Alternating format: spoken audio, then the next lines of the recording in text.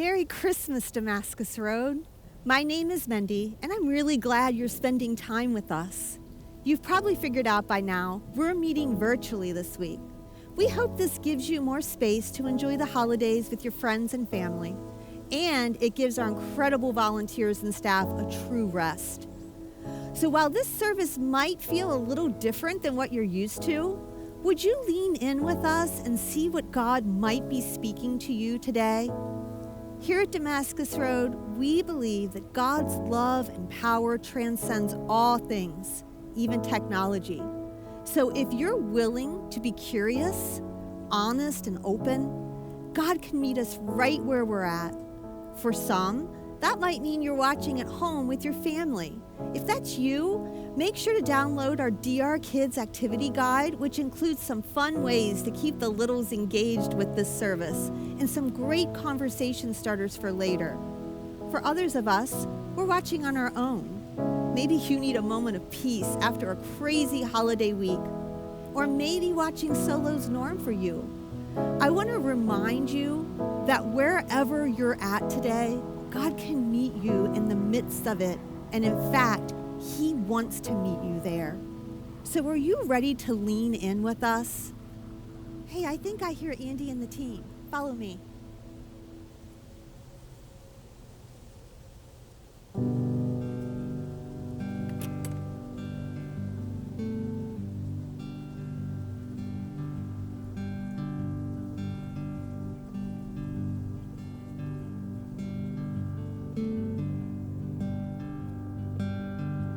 I know who I am, 'cause I know who you are. Cross of salvation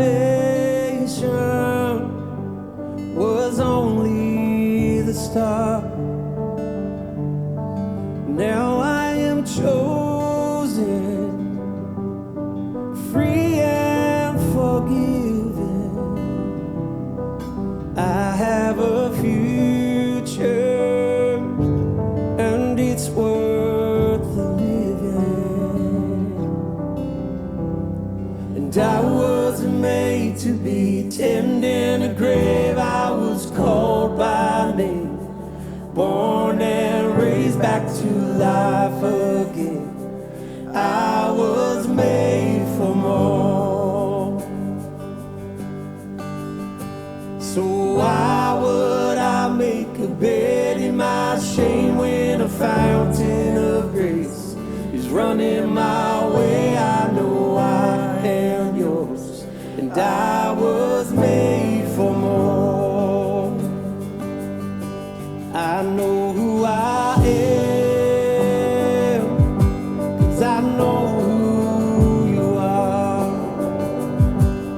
The cross of salvation was only the start, and now I am chosen, free and forgiven.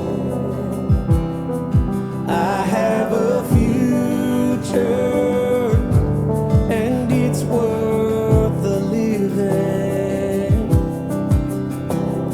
And I wasn't made to be tending a grave. I was called by name, born and raised back to life again.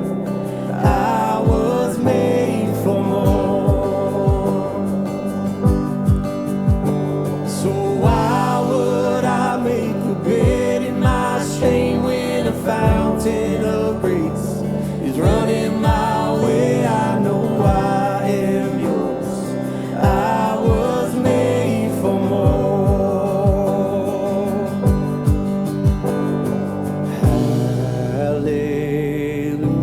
Hallelujah. You called out my name, I'll sing out your praise. Hallelujah. You buried my past, I'm not going back. Hallelujah. You called out my name, so I'll sing out your praise. Hallelujah. You buried my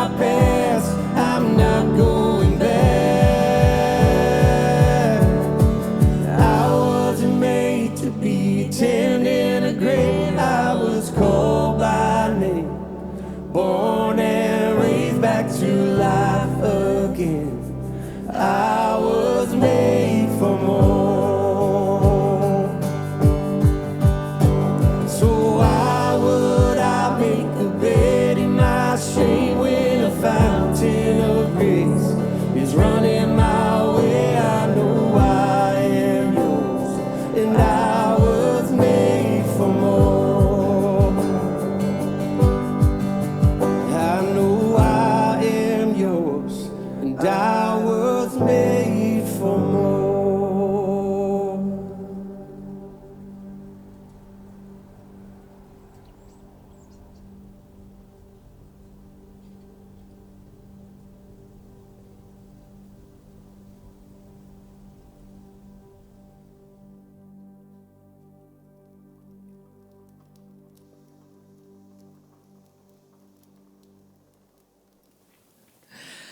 Well, hey, church. It's so good to be with you today. Like Mindy said, we're shaking things up and we're choosing to prioritize rest for you and for our staff and our volunteer teams. Our hope is that today you'll be able to slow down a little and allow God to meet you right where you're at. Whether you're at home, traveling, at the gym, doing chores, wherever you are, we know that God delights in intersecting our daily lives. And so today, be paying attention to how he wants to meet you right where you're at. You know, over this Christmas season, we've been wrestling with these questions about the Christmas story and really its relevance to our life today. See, our lives and the world, it moves so fast, and so it can feel impossible to keep up with the shifts in culture and in politics and religion and education and family, and that doesn't even include all of the personal changes that we experience, like moving or new jobs, health challenges, and navigating relationships. But what's been so refreshing to remember is that even when our world and our lives change so much and so quickly, the story of Christ actually never does.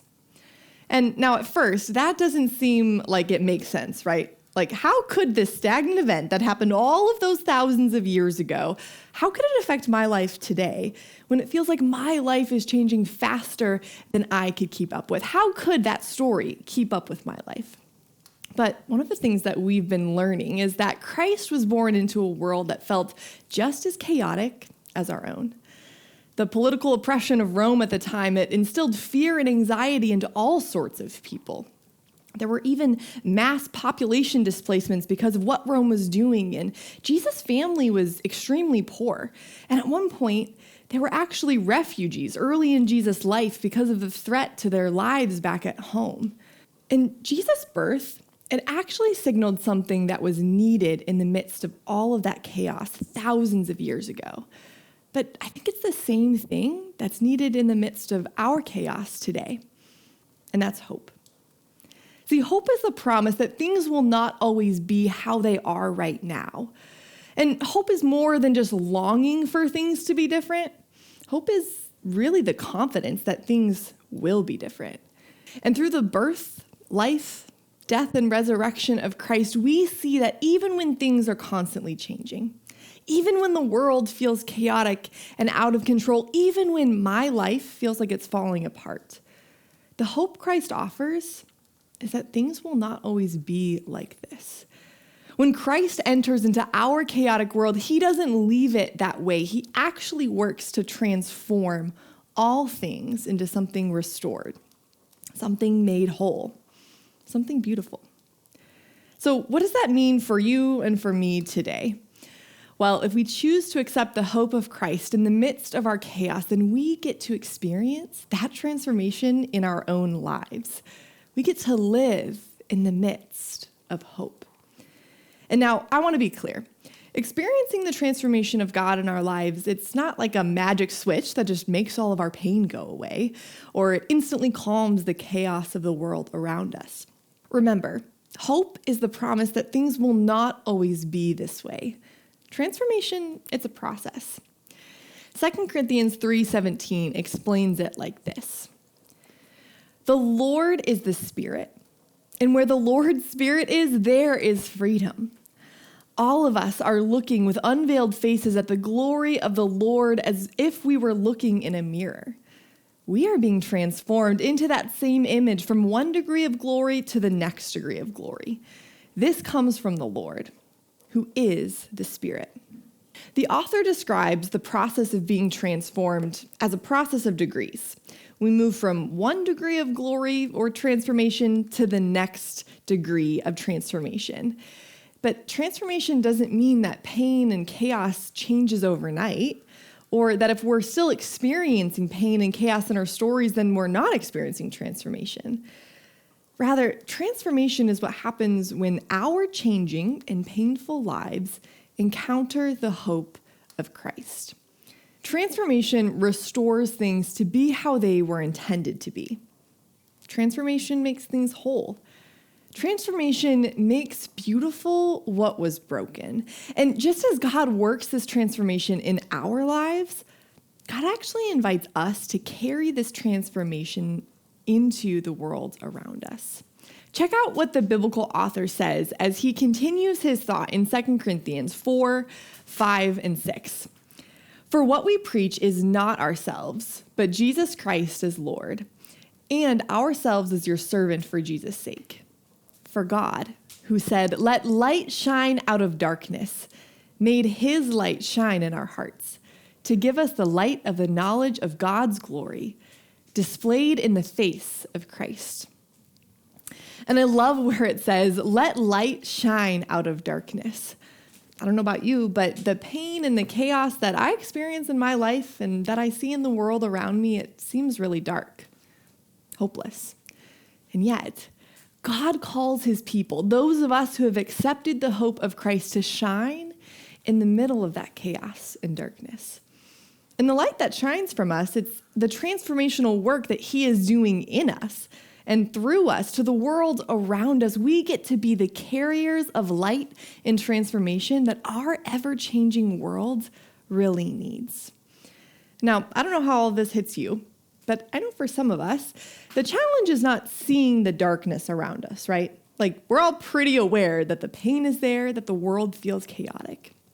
The challenge is actually believing that we have something to offer that would help. Maybe we're drowning in our own chaos and our own pain. Some of us don't feel qualified to help. Or maybe we just don't really know where to start. And those are all really legitimate hesitations. But look back at that verse from 2 Corinthians, right after it says, "Let light shine out of the darkness." It says this, it says, "God made his light shine in our hearts." The light that shines from us is not something that we create or that we need to figure out on our own. Rather, as we experience the transformation of God in our own lives, as his hope is restoring us and making us whole, as the fruits of his Spirit become evident in our lives, then it's our joy, our peace, patience, kindness, gentleness, faithfulness, and self-control that become the light that shine from us into a hurting and a chaotic world. And I think that's really the point of this whole conversation. The hope of Christ can transform anything and anyone, even when we're unsure, even when we don't feel qualified, and even when we don't feel worthy. The same story of Christ's birth, it makes a difference in my ever-changing world, because when Christ enters chaos, when Christ enters uncertainty, when Christ enters my pain, he doesn't leave it that way. He can transform all things into something restored, something made whole, something beautiful. So I want to pause there, and I want to give us some space to reflect on what we've talked about so far. For some of you, you might want to spend some time thinking through what are the areas of your life where you are experiencing that promised transformation of Christ, and how can you celebrate those things today? For others, you may need to spend some time thinking about the areas of your life where you want to experience the transformation of Christ, but you're not yet. Spend some time inviting him into that today. Now, let's join Andy and the team.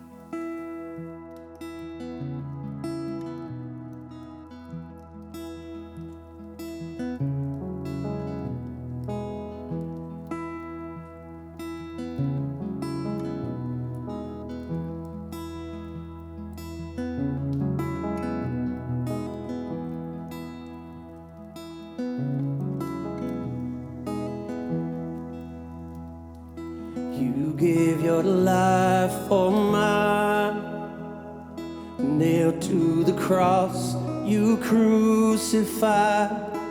Oh, my sin and shame, it was washed by your mercy.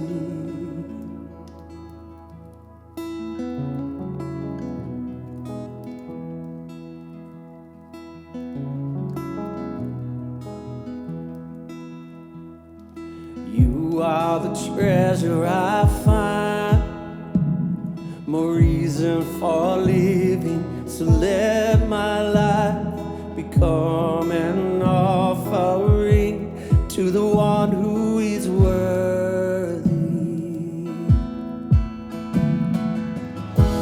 All praise to the Lord Most High. All praise to the one who saved my life. All praise to Jesus Christ, High King of heaven, my King forever. All praise to the Lord Most High. All praise to the one who saved my life. All praise to Jesus Christ, High King of heaven, my King forever.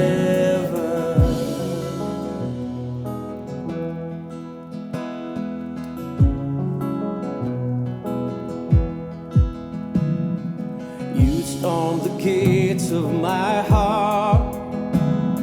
The veil in between was torn apart. Now you hold the keys to the grave, 'cause you brought things to life. You rolled stones away. All praise to the Lord Most High. All praise to the one who saved my life.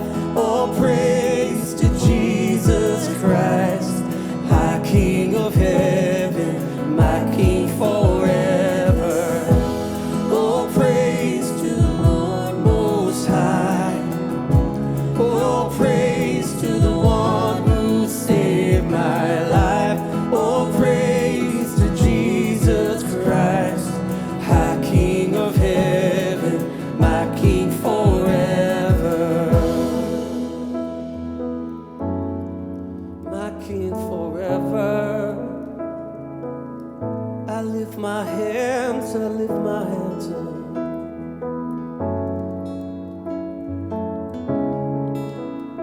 Sing it out. I lift my hands up, lay my whole life down before you.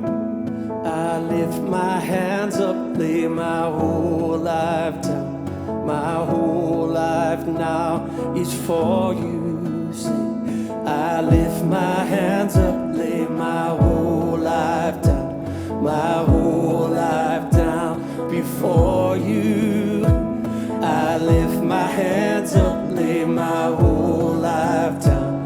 My whole life now is for you.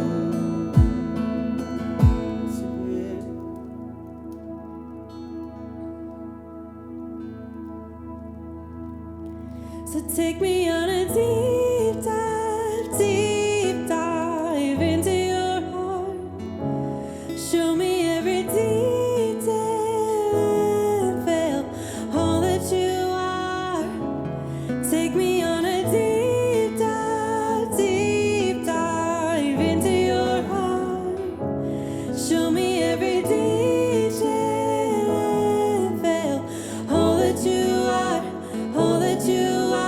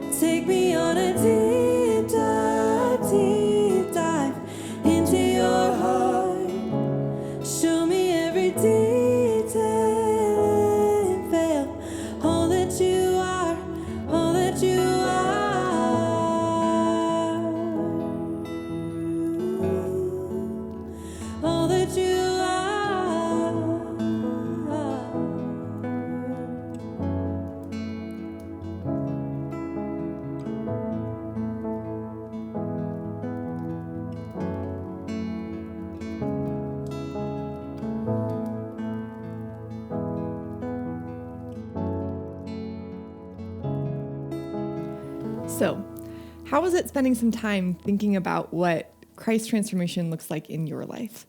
For some, that might have been a really refreshing time. But for others, maybe it was difficult to reflect on the areas that you wish you were experiencing more transformation in. Regardless, I'm really glad that you stuck with us so far and that you've stayed open and curious about what God might have for you in these moments together. And now I know for a lot of you, you're probably watching this experience and there's little people around you. Maybe you have kids or grandkids, nieces and nephews, even friends and neighbors. And so we actually thought that it would be fun if I invited a couple little people to join us for an activity that you can do at home with your littles too. And so I want you to meet my friends, Killian and Eowyn. So Killian and Eowyn, come on over, you guys. Come sit. It's so good to see you. Okay, I have a question for you guys. Do you love Christmas? You do? Okay, tell me what your favorite thing about Christmas is. That is when Jesus was born. That's a really good thing about Christmas. What about you, Eowyn? Presents. Presents. I love Christmas presents too. Those are super great answers. Okay, we're going to do a little project together. You guys ready? Take a piece of paper. And this is a good opportunity for those of you who are at home. Maybe you have some little kids around you. If you want to join us in this project, grab some paper and some drawing supplies, and let's do this drawing project together. You ready? Okay, you guys have your paper? You ready to go? Yes. The first thing I want you to do is I want you to draw something that you love. My bike. Your bike. That's something great to draw. What about you, Eowyn? What are you going to draw? A flower. A flower. I love it. You know, I was thinking while we were worshiping, the thing that came to mind for me was just how steady and slow the process of transformation has been in my own life. See, there are times where I really wish that I could wake up tomorrow and everything would be restored. The pain would be gone, or even that I would just be a better person. But instead, transformation in my life, it's actually been this really gradual process. But as the team was leading us, I was reflecting back on where I started and where God has brought me now. And in hindsight, I can actually see how God has worked through my slow transformation to help me live into the reality of hope today. All right, you guys, let's see how your projects are going. I made 2 of them. You made 2 bikes. That's awesome. Eowyn, what'd you draw? Did you draw 2 flowers? I think she's drawing the sun. I think she's drawing the sun now too. That's awesome. Okay, you guys, let's eyes up here. Let's think about one other thing to draw.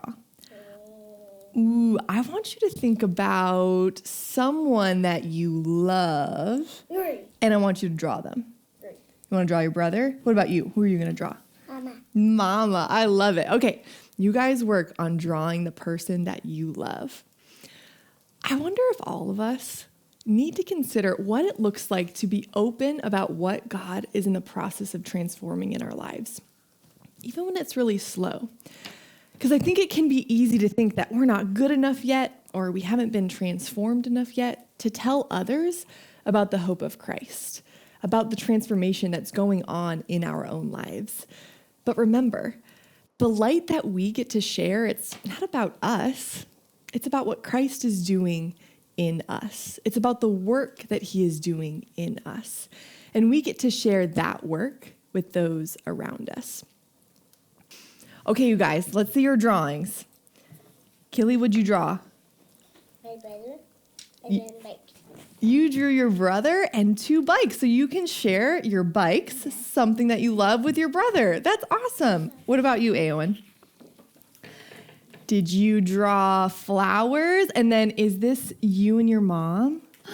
That looks so good. You chose to draw flowers because you love them, and someone that you love, your mom, who you want to share it with. I love that. So for me, when I think about something that I love, I think about the hope that Christ offers to all of us. And even when the world feels really dark, the hope of Christ is the promise that things won't always be this way. And when I think about who I'd want to share it with, well, everyone in the world comes to mind. See, we get to be the carriers of light and transformation that our ever-changing world needs to experience. So, church, here's what I hope you take away from this experience together. Even in the midst of the pain and the chaos of our lives and the world around us, Christ offers us hope and the promise that things won't always be this way. And He works in our lives to transform the things that are broken and painful and just not how they're supposed to be. But He doesn't stop there. Christ actually uses us, you and me, all of us, to be the light in the world and to help this ever-changing world know Christ's love and His transformational power. Thanks, guys, for joining me today. I had so much fun with you. I have so much fun.